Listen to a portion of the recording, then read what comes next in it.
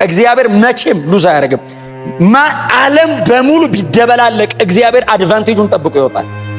መቼም እግዚአብሔር አይከስርም። ወይኔ አይልም። እኔ ነኝ የሚቀርብኝ፣ እግዚአብሔር አይቀርበትም። አይከስርም እግዚአብሔር። የተመረጠው ሰውዬ እንዲህ ቢል እግዚአብሔር ደግሞ ለ80 ኪሎና 100 ኪሎ አፈር ጠፍጥፎ መስራት ይችላል። እንኳን የተወለደ ሰው በጥሩ ልብ እኮ እጅ ላይ ሊበላሽብህ ይችላል። በክፉ ልብ ትክክል ከምትሰራ እግዚአብሔር ሞቲቭህ ነው ጀስቲፋይ የሚያደርገው። እኔ ከጌታ ጋር ብኖርበትም ባመጽበትም እድሜ ያልቃል። ለምን አመጽበታል? ለምን ከጌታ ጋር ቀጥ ብለን አንሄድም? ሞቶ መበስበስ አለው። በቃ ግን ምን ተሰጠ? ምን አገልግለህበታል ነው በእድሜ። እግዚአብሔር የሰጠንን ይዘን መሞት የለብንም። ሰርተን አገልግለን ባዶ እጃችንን ነው መሄድ ያለብን። ጳውሎስ ነው ይህንን ቃል የሚናገረው። የጵስድያ የምትሆን አንጾኪያ ትዝ የሚላችሁ ከሆነ ጳፋ ከሚባለው ቦታ እሱና በርናባስ አንድ የሆነ አገረ ገዢ በእነሱ ምክንያት ወደ ጌታ ይመጣል። ሰርጊስ ጳውሎስ አይ ቲንክ ጳውሎስ የሚለውንም ስም ያገኘው ከዛ አገረ ገዢ በኋላ ነው። ጳውሎስ የሚለውም ስም የሚመጣው ያን አገረ ገዢ ከሰበከ በኋላ ስለሆነ ማለት ነው። ከዛ ፊት ጳውሎስ የሚል ስም የለውም። ሰርጊስ ጳውሎስን ከሰበከ በኋላ ነው ጳውሎስ የሚለውን ስም የሚያገኘውም እዚሁ የሐዋርያት ሥራ ምዕራፍ 13 ላይ ነው። እና እዛ ጳፋ የሚባል ደሴት ነገር ይመስለኛል። እዛ ካገለገሉ በኋላ በርናባስና ጳውሎስ ወደ ጵስድያ የምትሆን አንጾኪያ ይመጣሉ። በጵንፍልያ አካባቢ አልፈው ወደ ጵስድያ የምትሆን አንጾኪያ ይመጡና ከዛ ወደ ምኩራብ ይገባሉ። እና የገቡትም በምኩራብ ሲገቡ በእነሱ ምክንያት የተሰበሰበ ጉባኤ አይደለም።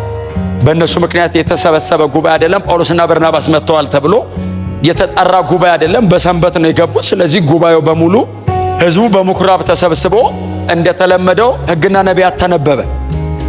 ሕግና ነቢያት ከተነበበ በኋላ ጥቅልል ነው ወይ ከሕግ ወይ ከነቢያት አንዳንድ ነገር ያነቡና ከዛ ጥቅልሉን ሰብሰብ ነገር አድርጎ ጥቅልል የተረተረ ወይንም ጥቅልሉን ያነበበው ሰውዬ ለጥቅልል አቀባይ ማለት ለጥቅልል አቀባዩ ይሰጠውና ይጨርሳል። ከዛ በኋላ ሰው እንደዚያውን ብዙ አይብራራም ይሄዳል። ስለዚህ አሁን ሰዎቹ ዝም ብለው ከምንሄድ አሉና በርናባስና ጳውሎስ በመካከላቸው ስለነበሩ ላኩባቸው ይላል አይደል? አሁን የምኩራቡ አለቃ ማለት ነው። የምኩራቡ አለቃ ስላሉ ላከባቸውና ወንድሞች ሆይ አንዳች የምክር ቃል በእናንተ ዘንድ ካለ እባካችሁ ብለው ሲጠይቋቸው፣ እንግዲያው እነዚህ ሰዎች እንደምታውቋቸው ናቸው። እኔም በጣም ደጋግሜ እንደምናገረው እንኳን የተከፈተ በር አግኝተው የተዘጋም ከፍተው ይገባሉ። አለ ሰማይ የሚባል ነገር አለ። ግን እኛ አልደረስንበትም ማለት የለም ማለት ነው እንዴ? አልደረስንበትም ብለን ማመን ነው። እኛ ኦልሬዲ ቸርች ነው ያለነው፣ ቀድመን ደርሰንበታል። ስማ፣ በብርሃን ዓመት አይገኝም ሰማይና ምድር ርቀቱ። የእናንተ የኔ ሐሳብ እንዲህ ነው አለ። መቼም አንገናኝም። ዳዊትስ እንደ ልቤ አንተ እንደ ሰማይ የራቀ እግዚአብሔር ቅዱሱ እንደ ምድር ጠልቆ የወደቀ ኃጢአተኛው ሰውዬ እግዚአብሔር መጣ። ልቤ የልቤን ሁሉ የሚያደርግ ፈቃዴንም ሁሉ የሚፈጽም እግዚአብሔር እኮ ነው ያለው። የእሴይ ዳዊትን አገኘሁት እና በገዛ ዘመኑ የእግዚአብሔርን ፈቃድ አገልግሎ አገኘሁት አለና የሚያደርገው ይሄንን ነው አለ። ሲጨርስስ በገዛ ዘመኑ አገልግሎ ነው ያንቀል። እዚህ የጳውሎስ ስብከት ላይ የብዙ ሰዎች ዘመን ተጠቅሷል ባይዘው። እኔ ግን እንደው ሌላ አንድ ላንብብላችሁና በቃ ይብቃኝ። ቁጥር 25 እዚሁ ላይ ዮሐንስ ተልእኮን በማጠናቀቅ ላይ ሳለ እምትቃላለች አይደል? ቁጥር 25 አነበባችሁ? ዮሐንስም ተልእኮን በማጠናቀቅ ላይ ሳለ በጣም ነው የምወዳት። ጨረሰ ማለት ነው። ገብቶታል ሰውዬው። ከኢየሱስ 6 ወር ነገር ነው የሚቀድመው አይደል? ሲመጣ 6 ወር ቀደም ብሎ ነው የመጣው። አይ ቲንክ ዮሐንስ ከ6 ወር በላይ ላይ ያገለግል ይችላል። በጣም ትንሽ እኮ ነው ያገለገለው። የተሰጠው ይሄን ፖርሽን ነው እግዚአብሔር የሰጠው። ሰውየው እየሄደ ዮሐንስን ያልሰማው አለ እንዴ? ወታደሮች መጡ ይላል እኮ ሊጠመቁ ቀራጭ ምናምን ተሰብ ያለመጥ የዚህ ዓለም ሲስተም በሙሉ ነው ዮሐንስ እግር ስር የመጣው። ዓለሙ በሙሉ እኮ ነው የሰማው። ፈሪሳውያን ሁሉ ትዝ ይላቸዋል።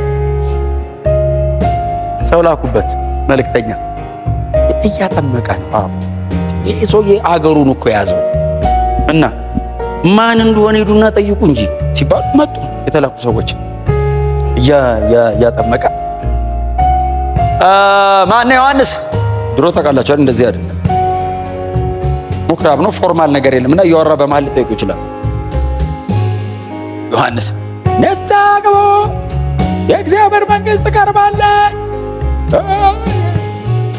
ማን ጠፍርን የታጠቀው የበረሃ ማር ነው የሚበላው አይ ቲንክ ፕሮፐርሊም ጸጉሩ ላይ በጠር ይችላል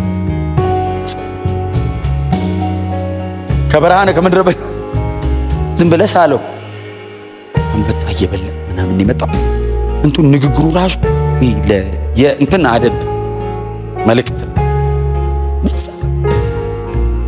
ዮሐንስ አቤት ለላኩን መልስ እንሰጥ ዘንድ ማነህ ክርስቶስ ነህን አይደለም ኤርምያስ ነህን አይደለም ተከሌ ነህን ታዲያ መልስ እንድንሰጥ ተልከን የመጣ ነው ማን ነው እንበል 6 ወር የ6 ወር አገልግሎት የሁሉ ማብራሪያ ፈልጋ በምድረ በዳ የሚጮህ ድምፅ ነኝ እውነቱን ተናገር እኮ የምትለኝ ድምፅ ነኝ ይባላል በምድረ በዳ የሚጮህ ድምፅ ከዛ ዝም ብላችሁ አስቡታው እናንተ እኔን ጠይቃችሁ እኛን መጥቼ ማን ነው ድምፅ ነኝ አለ ብል ነው እንደምትሉት ካካካካካ ዋናው ነገር ነው የምትሉት ዋናው ነው አለ ዮሐንስ ድምፅ ነኝ ድምፅ መሆኑን አጠናቀቀ እኮ አገልግሎቱን እያጠናቀቀ ምን ማጠናቀቅ የሚገባ የተሰጠ ሲገባ ምን ያህል እንደተሰጠ ካወክ ነው ልትጨርስ እንደሆነ የምታውቀው የተቀበልነውን ካላወቀን ስንጨርስም አናውቅም እዚህ መጽሐፍ ውስጥ ወክ እናርግ አሜን በሏ እምንኖርለትን አጀንዳ እምናገኘው ከዚህ መጽሐፍ ውስጥ ነው ከሌላ ከየትም አላገኘውም እኔ እምኖርለትን ፕሮግራም እግዚአብሔር በእኔ ህይወት ላይ ዲዛይን ያደረገውን ነገር እዚህ መጽሐፍ ውስጥ ነው የማገኘው አባቶቻችን የት ነው ያገኙት እዚህ ውስጥ ጌታችን ኢየሱስ ክርስቶስ አልቲሜት ሞዴላችን ያለምንም እንከን ቅንጣት የምታክል ስህተት ሳይገኝበት በፍጽምና በተሰጠው ጊዜ ይዞ የመጣውን ሚሽን ጨርሶ ሄደው ኢየሱስ ብቻ ነው ዳዊት ከብዙ ድካም ጋር አባቶቻችን እናነሳቸው በጣም የምናከብራቸው ታላላቅ አባቶቻችን ናቸው ግን ከብዙ ድካም ጋር ኢየሱስስ በፍጽምና ሊገለጥ በማይችል የሚዳሰስ ፍጽምና ኢየሱስ ሊይዙት ሲመጡ ወይ መጡብኝ አይልም ከቀኑ 11 ሰዓት ነው ይላል እኔ አሁን እነ ይሁዳ ምናምን ባይዘው ያ ደሞ እንዳለ ማን ነው መንታ ዲዲሞስ የተባለው ቶማስ መንታ ነው የሚቆም ሰው ከቀኑ 11 ሰዓት ነው ገና አልመሸም በቀን የሚመላለስ አይፈራም ሲል ኢየሱስ ወጣ ብሎ በመስኮት ስንት ሰዓት ነው አረ ጌታ ሆይ አረ ገና ቀን 6 ሰዓት ኢየሱስ እያወራ ያለው ስለ ዘመን ነው ገና ነው ግን 11 ሰዓት ነው እየመሸ ነው እየጨረስኩ ነው አንደርስታንድ አድርጎት ልክ ሊይዙት ሲመጡ የሰው ልጅ ተላልፎ የሚሰጥበት ጊዜ መጣ ልክ መስቀል ላይ ሲሞት ተፈጸመ ጨረሱ በቃ የለም የመጣሁት ለዚህ ነው ፉልፊል አረኩት 4 ነጥብ አደረገ እናቴን እኮ ነው ነገር ወንበር ሞልወል በቶ መንበርክ ከዛ ማንም ሰው ሳያየኝ ጸልይ በቃ ዲደስ ክሬዲቱን ማን ነው የሚሰጠው ማን ነው አንዳንዴ ደግሞ እግዚአብሔር ደግሞ ማስተማር ሊሰጥ ይችላል መጸለይ ሊሰጥ ይችላል እዚህ ፊት አካባቢ ያለውን ስራ ሊሰጥ ይችላል ማየት መናገር ቸርች ውስጥ ሆኖ እግዚአብሔር ቤት ያለሚገበገብ እኮ አለ እውነቱን ነው የተሰጠው ነው ሸክም አንተ ምንም የማይመስል ነገር እሱ ያንገበግበዋል ይሄ ጠረጴዛ ለምን ወደዚህ ጠጋ አላለም ይሄን ፑልፒት ወደዚህ ጸልይ ስትሰብክ እንደዚህ አይነት ቃል መጠቀም የለብህም ያንገበግበዋል በቃ ስጦታ ነው ተገኙ ይሄ ሸፋፍ ሲል የሚያማችሁ ሰዎች አስተካከለው በሉኝና በቃ ለምን ራስን ያማል? ቁጭ ብለህ አይ ያስተካክሉት ነበር ለምን ትላለህ? እንከን የሚያይ ሰው አለ።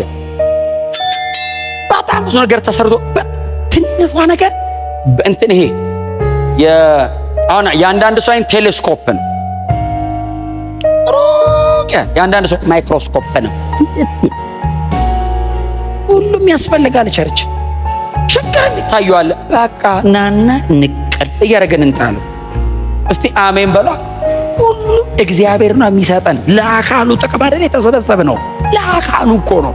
አንድ ላይ ስንሆን ያምራል። አንድ ላይ ስንሆን የበለጠ ክርስቶስን እንገልጠዋለን። በቃ ግን ምን ተሰጠ? ምን አገልግለህበታል? በእድሜ እግዚአብሔር የሰጠንን ይዘን መሞት የለብንም። ሰርተን አገልግለን ባዶ እጃችንን ነው መሄድ ያለብን። እዛ ስንሄድ ለመቀበል ማለት ነው። ተሸክመ የተሰጠን ባይዘይ ምንም ሳሰራበት ሄደ ምን ይስጥ እጅ ይዟል ይላል እግዚአብሔር። ራስ ስራ ይዞን የመጣው ይላል። ሰጥቼ ይዞን የመጣው እዚህ ጨርሰው ከሄድክ ግን እዛ ባዶ እጅን አክሊልህን እስቲ አሜን በሏ።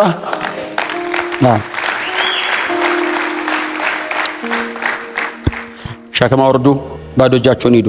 አክሊል እቀበላለሁ ጳውሎስ ለምንድን ነው? ሩጫ ጨረሱ፣ እድሜ ጨረሱ፣ እንትን ጨረሱ፣ ምንም የለኝ እና ባዶ ነው የሚሄደው። ምን ልሰራ?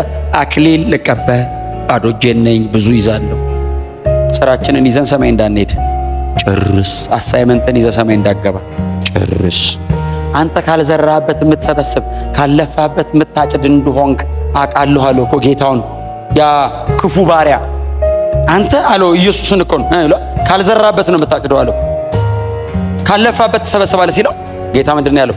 እንደዚህ እንደሆንኩ ካወቅክ ና ሲለው እንዲህ ነው ብለህ ካወቅ ታዲያ ለምን ቀድመህ አልሰራበትም?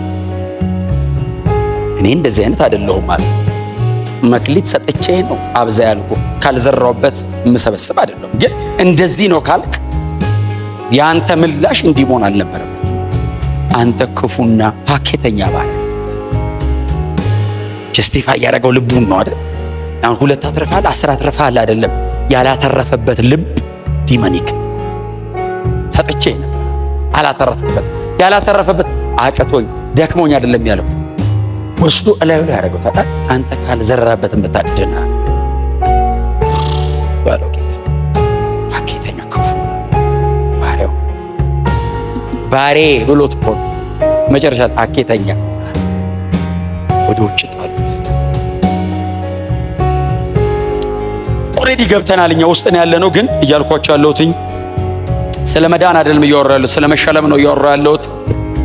መክሰር የለብንም። ነገ ሰማይ ሄደን ማዘን የለብን፣ መሳቅ ነው ያለብን። ሰማይ ማመስገን፣ መደሰት ከነ ጳውሎስ ጋር እልል ብለን እነ ጳውሎስ ጋር አክሊሎቼ ናችሁ እያለ ጳውሎስ ይዘምር አብረን እኛም። እስቲ አሜን በሏ። በጣም ነው የምወዳችሁ።